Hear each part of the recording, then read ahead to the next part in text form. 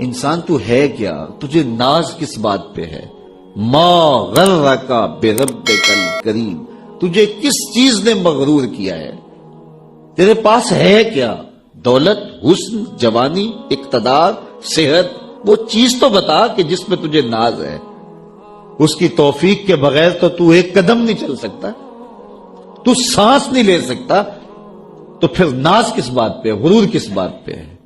اور اسی کا در چھوڑ کے بھاگ گیا جس نے تجھے زندگی دی، اسی کی دہلیز سے بغاوت کر گیا جس نے تجھے تخلیق کیا، اسی کے حکموں کو توڑ رہا ہے جو تجھے زندگی کی ساری بہاریں بہم پہنچا رہا ہے۔ 5 مرتبہ آواز آتی تھی، حی علی الصلاۃ، حی علی الفلاح، آجا نیکی کی طرف، تو نے کبھی پرواہ نہیں کی۔ لیکن صبح جب اٹھتا ہے تیرا رزق بند نہیں ہوا ہوتا، تجھے ناشتہ اسی طرح ملتا ہے، تجھے آکسیجن تازہ ملتی ہے، تجھے نعمتیں نصیب ہوتی ہیں۔ بتا کائنات میں کوئی ایسا بھی ہے جس طرح تیرا رب ہے؟ ما غرک بربک الکریم، وہ شے کون سی ہے جس نے تجھے کریم رب سے غافل کر دیا؟ تو آجا پلٹ کے۔ تو اس آیت کریمہ میں بھی اسی عنوان کو موضوع سخن بنایا گیا، یا ایھا الذین آمنوا اتقوا اللہ، اے ایمان والو اللہ سے ڈر جاؤ۔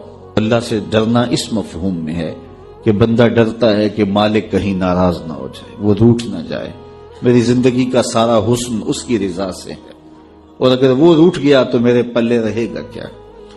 دیکھیے جب اللہ روٹھتا ہے، ناراض ہوتا ہے تو رزق بند نہیں کرتا، اللہ ناراض ہوتا ہے تو آکسیجن بند نہیں کرتا، سورج کو حکم نہیں ہوتا کہ فلاں میرا نافرمان ہے، تیری کرنیں اس کے آنگن میں نہیں جانی چاہیے، چاند کو منع نہیں کیا جاتا فلاں کے آنگن میں چاندنی نہیں بکھیرنی، آکسیجن روک دی نہیں جاتی، کھانے روک نہیں دیے جاتے۔ جب اللہ کسی سے ناراض ہو جاتا ہے ہدایت روک دیتا ہے، اللہ کسی سے ناراض ہوتا ہے تو من اجڑ جاتا ہے، اللہ جب کسی سے ناراض ہوتا ہے تو سجدوں کی توفیق نہیں ملتی، اللہ جب کسی سے ناراض ہوتا ہے تو خشیت الہی کے جذبے چھین لیے جاتے ہیں، تو وہ یہ دولتیں لے لیتا ہے۔ بندہ سمجھتا ہے میں نماز پڑھنے نہیں جاتا، اور تو کون ہے نہ جانے والا، وہ بلاتا ہی نہیں ہے، تجھے توفیق سجدہ ہی نہیں دیتا ہے، تو کون ہے؟ تو بھاگتا ہوا جائے۔ یار کسی کو کارڈ آیا ہو کسی منسٹر کا تو وہ کئی لوگوں کو دکھاتا پھرتا ہے، آج کل تو وہ جو ہے وہ شیئر کر دیتے ہیں، جی مجھے فلاں نے بلایا ہے، تو لوگ جلیاں ڈالتے ہوئے جاتے ہیں، فلاں نے بلایا، تو رب نے بلایا ہو تو کوئی جائے نا؟ اور میاں تجھے اس نے پھر بلایا ہی نہیں، تیرے سے ناراضگی ایسی ہے کہ تیرے کانوں سے آواز تو ٹکرائی ہے لیکن تیری روح تک نہیں پہنچی، اس نے روک دیا راستے میں۔ اللہ فرماتا ہے کہ ہم ان کے کانوں میں پردے ڈال دیتے ہیں، ان کی آنکھوں پہ پردے ڈال دیتے ہیں، ان کے دل پہ پردے ڈال دیتے ہیں۔ تو بندہ کہتا ہے میں نہیں پڑھتا، تو کون ہے نہ پڑھنے والا؟ وہ تمہیں بلاتا نہیں، اس قابل نہیں سمجھا گیا، کیونکہ تو نے اس کے حکموں سے منہ موڑا، اس کی فرما برداری کو چھوڑا، تو پھر اس نے بھی تجھے راندہ درگاہ کر دیا، اور بھٹکتا پھر سویر سے لے کر شام تک کس کس کو سلوٹ کرتا ہے، لیکن تجھے توفیق نہیں ہوگی اس کی حضور سجدہ ریزی کی۔ اگر کوئی نماز نہیں پڑھتا، کوئی سجدہ ریزیاں نہیں کرتا، اللہ کے حضور جھکنے کی اگر کسی کو عادت تھی تو وہ مت سمجھے کہ میں نہیں کرتا۔ اللہ اکبر، اس سے چھین لی جاتی ہے توفیق، چھین لی جاتی ہے توفیق۔ تو اللہ سے توفیق مانگو کہ اللہ ہم سے کبھی بھی اپنی توفیق نہ چھینے، ہمیشہ ہماری پیشانیوں کو سجدے نصیب کر دے۔ تو کہا اے ایمان والو اللہ سے ڈر جاؤ، اللہ اکبر، یعنی اس سے محبت کرتے ہو تو اس کی ناراضگی سے ڈر جاؤ، کہیں وہ روٹھ نہ جائے، وہ ناراض نہ ہو جائے۔ کہ ایک دن حضور کا درائے رحمت جوش میں تھا، اور حضور نے فرمایا عائشہ جو مانگنا ہے مانگ لو۔ میں نے عرض کی یا رسول اللہ اگر آپ اجازت دیں تو میں اپنے باپ حضرت ابو بکر صدیق رضی اللہ تعالیٰ عنہ سے مشورہ نہ کر لوں کہ میں نے کیا مانگنا ہے؟ تو فرمایا کہ جاؤ مشورہ کر لو، مشورے کی اجازت بھی ہو گئی۔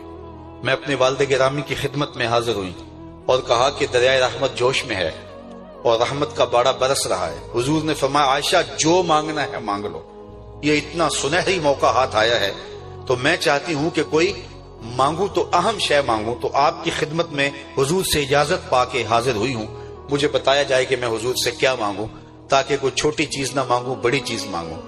حضرت ابو بکر رضی اللہ تعالیٰ عنہ نے فرمایا کہ بیٹا حضور سے جا کے کہنا کہ معراج کی خلوت خاص میں اللہ نے آپ سے جو راز کی باتیں کی تھی ان باتوں میں سے ایک بات بتا دو۔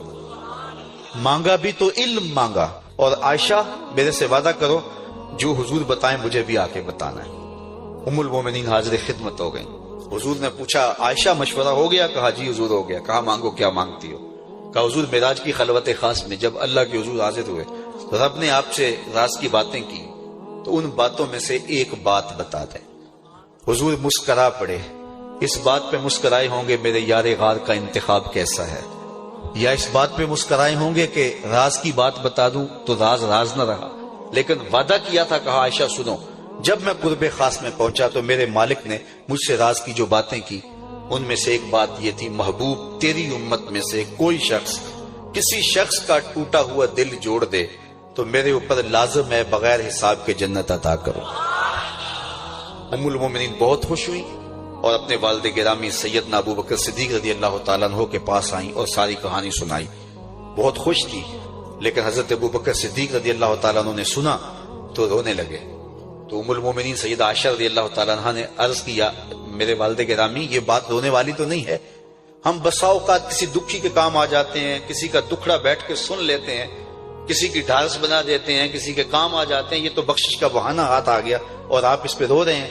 تو فرمانے لگے عائشہ اس کو معکوس بھی پڑھو، تصویر کا دوسرا رخ بھی دیکھو، اگر کوئی شخص کسی کا ٹوٹا ہوا دل جوڑ دے تو بغیر حساب کے جنت میں جائے گا، اس کا دوسرا رخ یہ ہے اگر کوئی کسی کا دل توڑ بیٹھے تو سیدھا جہنم میں جائے گا۔ میں اس بات پہ رو رہا ہوں کہ ہم سے کسی کا دل نہ ٹوٹ گیا۔ تو آج کی اس مجلس کے اندر کیا یہ دو باتیں میں اور آپ اپنے پلے باندھ سکتے ہیں؟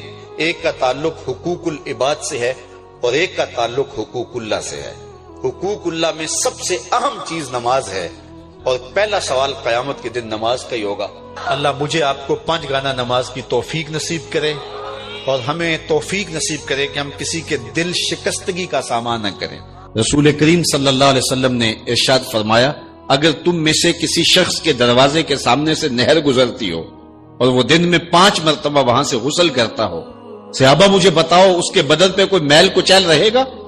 تو صحابہ نے عرض کیا اے اللہ کے رسول اس کے بدن پہ کوئی میل کچیل نہیں رہ سکتا جو دن میں 5 مرتبہ غسل کرتا ہے۔ فرمایا یہ 5 نمازوں کی مثال ہے، جو 5 نمازیں پڑھتا ہے اس کے بدن پہ گناہوں کا میل نہیں رہتا ہے، اللہ اسے ستھرا کر دیتا ہے، اسے پاک کر دیتا ہے۔ ایک نماز سے لے کر دوسری نماز کا وقت، درمیان میں جتنا وقت ہے اس کے جتنے گناہ ہیں دوسری نماز ان گناہوں کا کفارہ ہے۔ حضرت سلمان فارسی اور حضرت ابو عثمان سفر پہ جا رہے تھے، پت جھڑ کا موسم تھا، ایک درخت آیا جس کے پتے زرد ہو گئے تھے، تو حضرت سلمان فارسی نے شاخ پکڑی اور جھٹکا دیا، سارے پتے گر گئے۔ تو کہا ابو عثمان تو نے مجھے پوچھا نہیں کہ یہ میں نے کیوں کیا ہے؟ حضرت ابو عثمان نے کہا میں نے نہیں پوچھا، آپ بتائیں آپ نے ایسا کیوں کیا ہے؟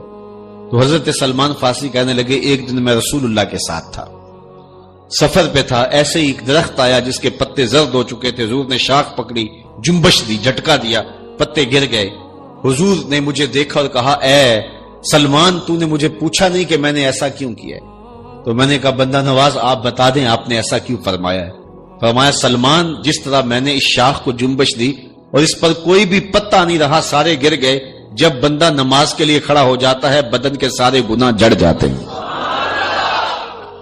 اللہ کی توفیق سے میرا خیال ہے کہ آپ سارے لوگ نمازی ہوں گے، اور میری مائیں بہنیں اور بیٹیاں جو تشریف لائی ہیں انہیں بھی 5 گانا نماز کا شعور اور توفیق نصیب ہوگی۔ آج ہم یہاں سے عزم کر کے جانا ہے کہ ہمارے خاندان میں، ہمارے رشتہ داروں میں، ہماری اولادوں میں اگر بدقسمتی سے کوئی بے نمازی ہے تو آج عزم کر کے جائیں کہ وہ بے نمازی نہ رہے، اتنے زور سے تبلیغ کریں گے کہ وہ نماز پڑھنے پہ مجبور ہو جائیں۔ یہ اولاد کے ساتھ ہمدردی نہیں ہے، ساری رات اولاد جاگتی رہے اور جب نماز کا وقت آ جائے تو ماں کہتی ہے بیٹے سو جا اب تو اذان کا وقت ہو گیا، حالانکہ چاہیے تھا کہ اب تو اٹھ جا اب اذان کا وقت ہو گیا، لیکن ماں اس وقت اگر سلا دے تو کیا یہ گوارا کرتی ہے کہ میرا بیٹا جہنم کی آگ میں جلے؟ ماں اپنی اولاد کو جگائے، اس سے ہمدردی یہ نہیں ہے کہ اب اس کو سونے دے، بیچارہ ساری رات جاگتا رہا ہے۔ ساری رات جاگنے کا اسے حکم کس نے دیا تھا؟ فجر کے وقت جاگنے کا حکم ہے جب رحمت اللہ کی بٹ رہی ہے، تو اس کو بیدار کرے، اس کو جگائے۔ کڑکتی دھوپ ہے، آج کل موسم کتنا گرم ہے، تو اگر بچہ دھوپ پہ کھڑا ہو اور اس کے پاؤں جلس رہے ہوں تو ماں گوارا کرتی ہے، بھاگ کے اچک لے گی بچے کو کہ میں اسے دھوپ سے، تمازت سے، گرمی سے بچا لوں۔ تو کیا حشر کی کڑکتی دھوپ میں بیٹا پسینے میں شرابور ہو اور وہ پسینہ آگ سے بھی زیادہ گرم ہو تو کوئی ماں یہ گوارا کرتی ہے؟ یقیناً نہیں کرتی. تو نہیں کرتی تو اس کو اپنی اولاد کو 5 گانا نماز کا خوگر بنانا ہوگا. نماز کی توفیق اللہ سے مانگو. آج کے اس اجتماع میں یہی پیغام ہے اور یہی دعوت ہے اور یہی قرآن مجید کی تعلیمات کا خلاصہ ہے. 1 بار نہیں، 2 بار نہیں، 10 بار نہیں، 20 بار نہیں، 100 بار نہیں. قرآن و حدیث کے اندر 750 مرتبہ نماز کا حکم آیا ہے. اب ذرا غور کیجئے، 1 مرتبہ کہہ دینا کیا کافی نہیں ہے؟ لیکن 750 مرتبہ تمہارے کریم رب نے تمہیں بار بار کہا ہے، تمہارے کریم رسول نے تمہیں بار بار کہا ہے کہ نماز پڑھو. تو اگر ہم اتنی بار سننے کے بعد بھی نماز نہیں پڑھیں گے تو پھر ہم کہاں کھڑے ہوں گے؟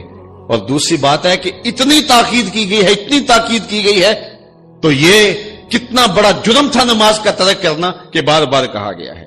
ایک شخص نے حضور کی خدمت میں سوال کیا، حضور لوگوں میں سب سے اچھا شخص کون سا ہے؟ تو آقا کریم نے کیا جواب دیا؟ جس کی عمر زیادہ ہو، عمل اچھے ہوں. تو کہا پھر لوگوں میں سب سے شریر آدمی کون سا ہے؟ سب سے برا آدمی کون سا ہے؟ قال من طال عمرہ وسع عملہ، جس کی عمر لمبی ہو اور اس کے عمل برے ہوں. بوڑھا ہو جائے برائیاں نہ چھوڑے، ہڈیاں کمبن گوڈے کھڑکن تے اڑ گیا لک تیرا، اجے بھی بدیوں باز نہ آئوں جیو مرد دلیرا. وہ کہتے ہیں نانا بن گیا دانا نہیں بنا.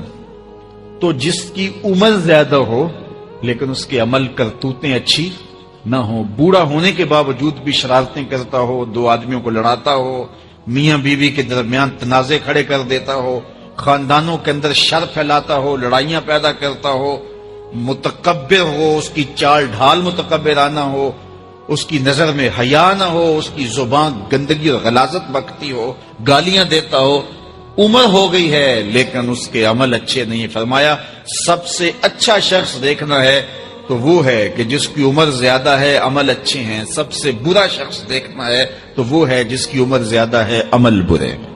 اگلی روایت حضرت ابو کبشہ الانماری رضی اللہ تعالی عنہ سے مروی ہے، میرے حضور نے فرمایا 3 چیزیں ایسی ہیں جن پر میں محمد ہو کے رب کی قسم اٹھاتا ہوں.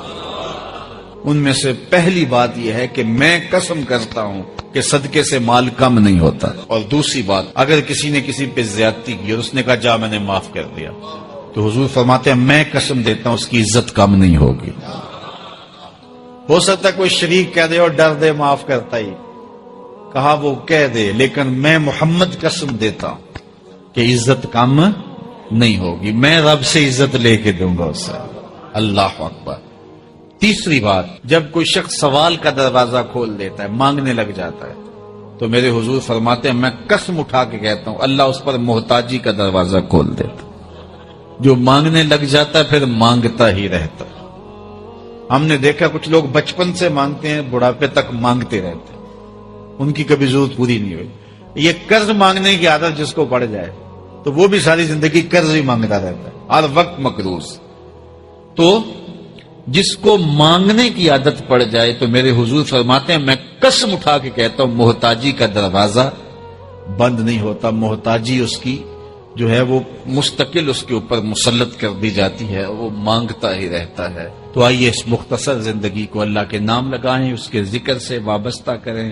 دنیا میں 4 طرح کے لوگ پائے جاتے ہیں. پہلا بندہ وہ جس کو اللہ نے مال بھی دیا ہے، علم بھی دیا ہے، شعور بھی ہے، ضروریات دین کا علم بھی ہے، اللہ تعالیٰ نے اس کو فہم عطا کیا ہے، علم دیا ہے، اور وہ اس مال میں اپنے رب سے ڈرتا ہے کہ اس کو غلط جگہ خرچ نہیں کرنا، اور صلہ رحمی بھی کرتا ہے، رشتہ داروں کے حقوق کا خیال بھی رکھتا ہے، اس میں جو اللہ کا حق ہے اس کو بھی ادا کرتا ہے، صلہ رحمی بھی کرتا ہے، اللہ کا حق ادا بھی کرتا ہے، اور جو ہے وہ اللہ سے ڈرتا بھی ہے، مال کو غلط خرچ بھی نہیں کرتا. میرے حضور فرماتے ہیں کائنات میں سب سے افضل شخص دیکھنا ہے تو یہ شخص ہے. کائنات میں سب سے افضل شخص یہ ہے کہ جس کو مال بھی دیا گیا اور جس کو علم بھی دیا گیا، اور وہ گڑبڑ نہیں کرتا، وہ اللہ سے ڈرتا ہے، صلہ رحمی کرتا ہے اور مال کا حق ادا کرتا ہے. تو یہ سب سے افضل شخص ہے. دوسرا وہ شخص جس کے پاس علم تو ہے لیکن مال اس کے پاس نہیں ہے، اور وہ نیت کا بڑا سچا ہے، سچے دل سے کہتا ہے اگر میرے پاس مال ہوتا تو میں فلاں کی طرح عمل کرتا. وہ فلاں کے پاس مال ہے، اس نے مسجد بنوائی ہے، میں بھی بنواتا. اس نے دارالعلوم تعمیر کیا ہے، میں بھی کرتا. اس نے ہاسپٹل بنوایا ہے، میں بھی کرتا. اس نے مخفی انداز سے غریب بچیوں کی شادیاں کی ہیں، یہ کام میں بھی کرتا. اس نے دکھیوں کے کام آیا ہے، مصیبت زدوں کے کام آیا ہے، میں بھی آتا. تو وہ کہتا ہے کاش کہ میرے پاس، اور یہ سچے دل سے کہہ رہا ہے، یہ نہیں کہ ہوتا تو پھر یہ اوپر اس میں کہہ رہا ہے ہو تو پھر تیور ہی بدل جاتے ہیں. صادق کو نیت ہوتا ہے کہ اگر واقعی اس کو وہ نصیب ہو جائے تو وہ وہی کھڑا نظر آئے. تو حضور فرماتے ہیں وہ ہو بھی سچی نیت والا، سچی نیت والا. اور وہ کہتا ہے اللہ مجھے اگر مال دے میں فلاں کی طرح عمل کروں گا. میرے رسول فرماتے ہیں قیامت کے دن جب نامہ اعمال تولا جائے گا دونوں کے عمل برابر ہوں گے. اس نے خرچ کیا اور اس نے صرف نیت کی تو دونوں برابر کھڑے ہوں گے. اس نے مسجد بنائی، دارالعلوم بنایا، اس نے بنایا کچھ نہیں تھا، نیت کی تھا. دیکھو نا علم تھا، علم کی وجہ سے نمبر لے گیا. کہتا مالک میرے پاس ہوتا میں یوں کرتا، کیا کچھ نہیں، نہ ہوا نہ کیا، لیکن قیامت کے دن جب نامہ مال تونے کے برابر کھڑے ہوں گے. اچھا، تیسرا شخص جس کو اللہ نے مال دیا ہے لیکن علم نہیں دیا. مال کی فراوانی ہے لیکن علم نہیں ہے، شعور نہیں ہے. جہالت کی وجہ سے وہ مال میں گڑبڑ کرتا ہے اور اپنے رب سے بھی نہیں ڈرتا، ولا یصل رحمہ، اور صلہ رحمی بھی نہیں کرتا، اور اس کے اندر اللہ کا جو حق تھا وہ بھی ادا نہیں کرتا. میرے رسول فرماتے ہیں کائنات میں سب سے زیادہ خبیث بندہ دیکھنا ہے تو یہ کھڑا ہے. سب سے زیادہ منزل کے اعتبار سے خبیث ترین شخص یہ کھڑا ہے. چوتھا شخص کون سا ہے؟ جس کے پاس علم بھی نہیں ہے، جس کے پاس مال بھی نہیں ہے، اور وہ کہتا ہے کہ اگر میرے پاس مال ہوتا تو میں بھی فلاں کی طرح عیش کرتا، میں بھی یوں موج میلہ کرتا، مستیاں کرتا، شرابوں کے جام لڑاتا، یوں ناچ گانا کی محفلیں، رقص و سرود کی مجالس منعقد کرتا، میں بھی پھر من کی خوشیاں پوری کرتا. تو وہ جہالت کی وجہ سے وہ کہتا ہے کہ اگر میرے پاس مال ہوتا تو میں بھی اس کی طرح عیش و عشرت کرتا. اللہ اکبر. میرے رسول فرماتے ہیں کل قیامت کے دن جب نامہ اعمال تولے جائیں گے تو دونوں ایک ہی جگہ پہ کھڑے ہوں گے. اس نے کیا بھی کچھ نہیں لیکن اس کے ساتھ کھڑا ہوگا.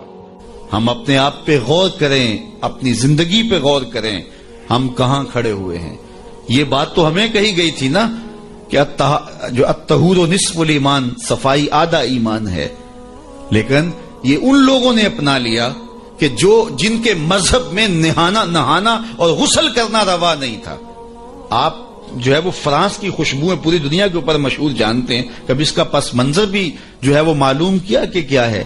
کیونکہ یہ غسل نہیں کرتے تھے اور بدن سے اتنی بدبوئیں اٹھتی تھی کہ ان پر جو ہے خوشبو اس پر غالب کرنے کے لیے طرح طرح کی خوشبوئیں یہاں آئیں تاکہ جو ہے وہ بدبو سے لوگ ناک پہ جو لوگ ملنے آتے وہ ناک پہ ہاتھ رکھ لیتے. ان کے بادشاہوں کے جسموں سے بدبو آیا کرتی تھی، ان کے ہاں نہانا نہیں تھا.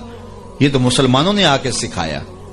اور جب اندلس انہوں نے فتح کیا تو اس وقت جو وہاں واش روم انہوں نے بنائے تھے مسلمان، سب سے پہلے انہوں نے غالب آ کے ان کو توڑا اور پھر اسی روش میں چلے گئے. پھر آہستہ آہستہ نے سوچا کہ یار دیکھو تو صحیح. اور آج صفائی پسند وہ ہو گئے، آج گلیاں ان کی صاف ہیں، آج بازار ان کے صاف ہیں، آج ملک انہوں نے ایسے بنا کے رکھے ہیں جیسے ایک سگڑ بی بی اپنا گھر سنوار کے رکھتی ہے اور ہمارے گلی کے اندر ہم کچرا پھینک کے گھر چلے جاتے ہیں. میں بعض کا گزرتا ہوں، چونکہ تنگ گلیوں میں بھی جاتا ہوں، بازاروں میں بھی جاتا ہوں، پیدل بھی جاتا ہوں اور سواریوں پہ بھی جاتا ہوں. آپ بھی یہ منظر دیکھتے ہیں کہ 6 فٹ کی گلی ہوتی ہے تو دونوں جانب نالیاں ہو رہی ہوتی ہیں، تو درمیان میں صرف 3 فٹ جگہ ہوتی ہے. میاں ایک سائڈ نالی بنا لو، چلو گلی کشادہ ہو جائے.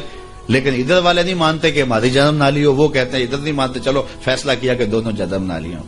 جب قوم کا مزاج یہ ہوگا تو کیا قوم ترقی کرے گی جو اتنی قربانی بھی نہیں دے سکتی؟ تو اب گندگی کے ڈھیر جگہ جگہ پڑے ہوئے ہیں. حکومت کو چھوڑیں آپ، حکومت کی ترجیحات، حکومت کی دلچسپیاں، ان کے معاملے، وہ تو جو کرتے ہیں. جو فریضہ ہمارا تھا ہم نے وہ نبھایا، ہم نے اس فریضے کو پورا کیا. تو ہم اپنے رویوں پر غور کریں. ہمارے آقا نے ہمیں کتنا ستھرا دین دیا تھا، کتنا پیارا دین دیا تھا. میں نے اس مرتبہ میلاد کے موقع پہ کہا کہ دیکھو ہماری ترجیحات کہ ہم نے پورا، میں گلی سے گزرا تو وہ گلی کے اوپر پورا وہ گوٹا کناری کی ہوئی تھی اور ڈنڈیاں بھی اور چراغاں بھی کیا تھا اور بہت زیادہ پیسے لگے ہوئے ہوں گے. تو نیچے جو ہے وہ گلی تو وہ کچی تھی. تو میں نے کہا اگر یہ اوپر نہ ہوتا, نیچے کنکریٹ کی گلی ان پیسوں سے بن جاتی, تو یہ رسول اللہ زیادہ خوش نہ ہوتے اور حضور کی امت کو زیادہ نفع نہ ہوتا اور یہ میلاد کے نام پہ ہو جاتا. لیکن نیچے کچی گلی ہے اور وہ کہتے ہیں یہ حکومت کی ذمہ داری ہے, اور ہم نے اوپر گلی کے اوپر گوٹا کناری بھی کی ہوئی ہے, اور اسے چراغاں بھی کیا ہوا ہے, اور اس کے اوپر فانوس بھی لٹکائے ہوئے ہیں, اور لاکھوں روپے اس گلی کو سجاتے ہوئے ہم نے لگا دیا. لیکن اگر ہم پکی کر لیتے گلی, تو وہ زیادہ اچھا نہ تھا کہ وہ ہمیشہ کے لیے جو ہے وہ ایک مسئلہ ختم ہو جاتا. لیکن وہ نہیں کریں گے, یہ کریں گے ہم نے اپنی ترجیحات اپنی مرضی سے مقرر کی ہوئی ہیں. تو میرے رسول صلی اللہ علیہ وسلم نے جو ہمیں دین دیا ہے اس دین کو اختیار. اس کا یہ مطلب نہ لیا جائے کہ میں میلاد کے چراغاں کا مخالف ہوں. آج کل تو یہ بھی بڑا ڈر لگا رہتا ہے کہ فتوے ایک دم جو ہے وہ متوجہ ہو جاتے ہیں اور کافر سے نیچے تو چھوڑتے ہی نہیں نا. لیکن یہ دکھڑے ہیں ہمارے. میں کہتا ہوں گلیاں سجاتے ہو دل ویران نہ رہے.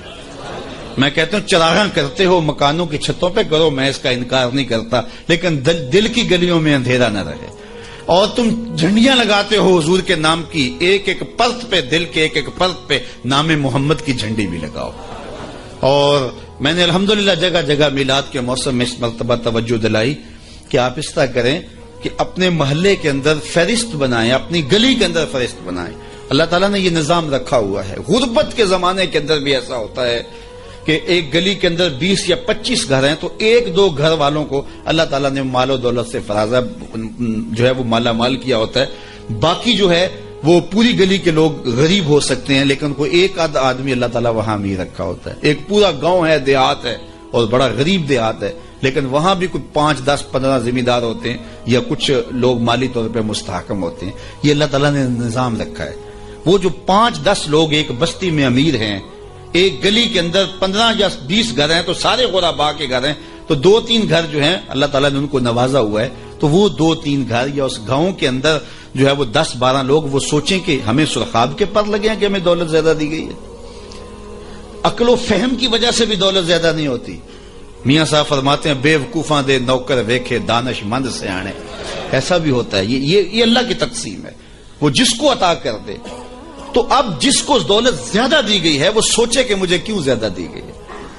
علماء نے کہا کہ جس کو کوئی زیادہ فراوانی دی گئی ہے اس کا جو ہے وہ مثال کے طور پر وہ کہتے ہیں کہ جو گائے ہے اور بھینس ہے, اس کا دودھ اس کے بچے کی ضرورت سے زیادہ ہوتا ہے, تو باقیوں کے لیے بھی حلال قرار دیا گیا کہ وہ نفع پہنچائے. جس کو مال اس کی ضرورت سے زیادہ دیا گیا ہے تو وہ اس مال کے ذریعے اپنے کم از کم رشتہ داروں میں اور اپنے محلے میں اپنی گلی میں کم از کم دیکھے.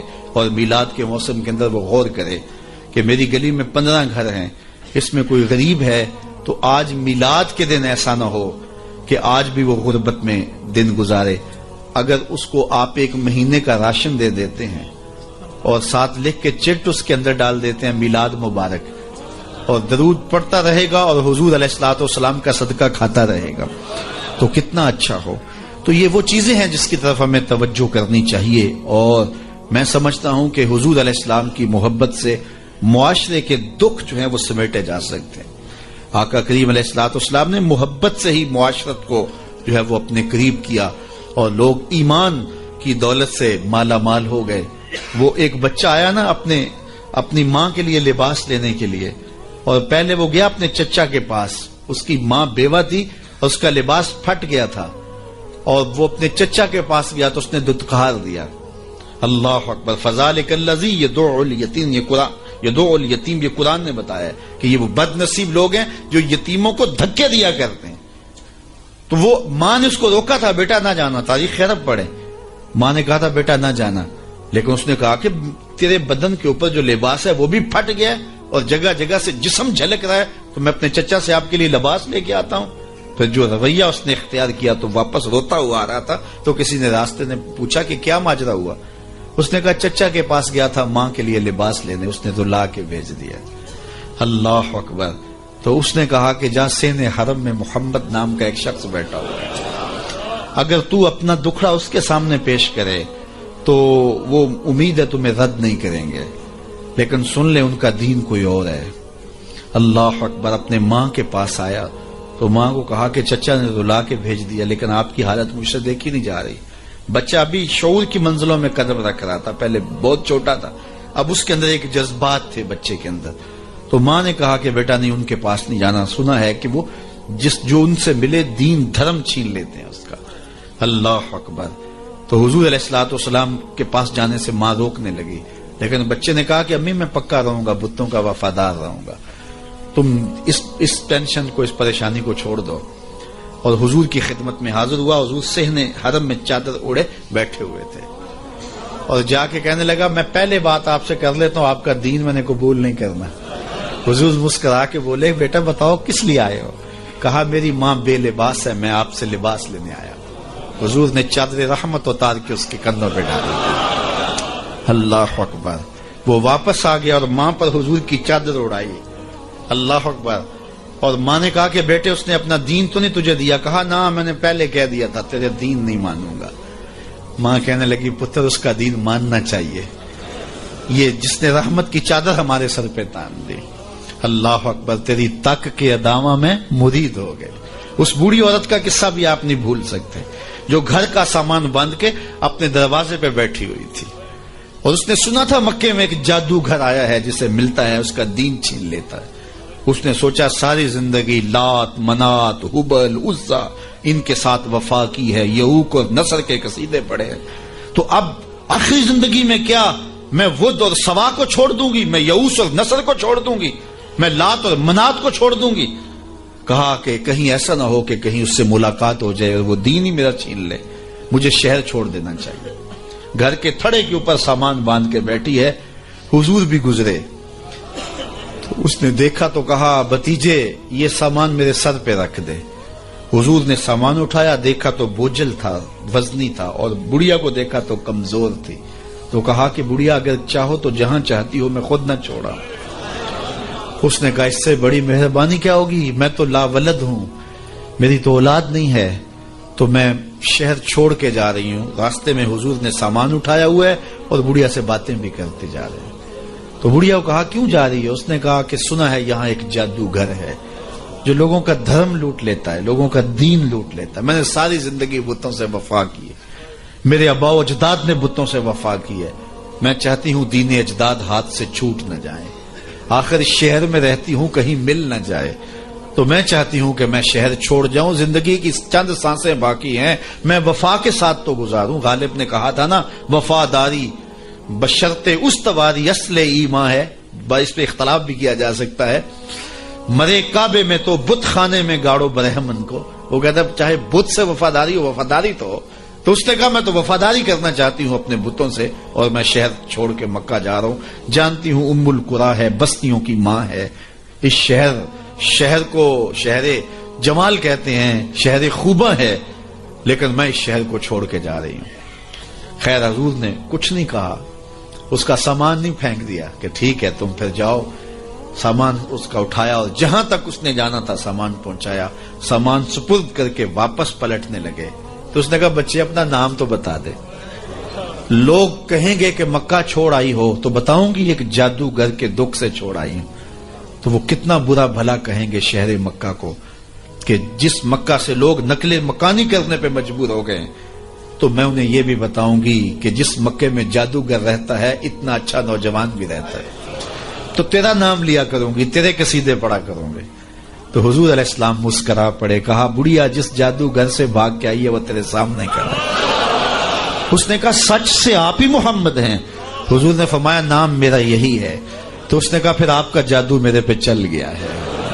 اللہ اکبر. تیری تک کے ادامہ میں مرید ہو گئی. لوگوں کی خدمت کریں، بوڑھوں کے کام آئیں، دکھیوں کے کام آئیں، مصیبت زدہ کے کام آئیں. حضور یتیم ہو کے یتیم پرور تھے، لاچاروں کی مدد کرتے، لوگوں کے گھروں میں پانی بھر کے دے دیتے، اور دکھیوں کے کام آ جاتے اور مصیبت زدوں کے کام آ جاتے.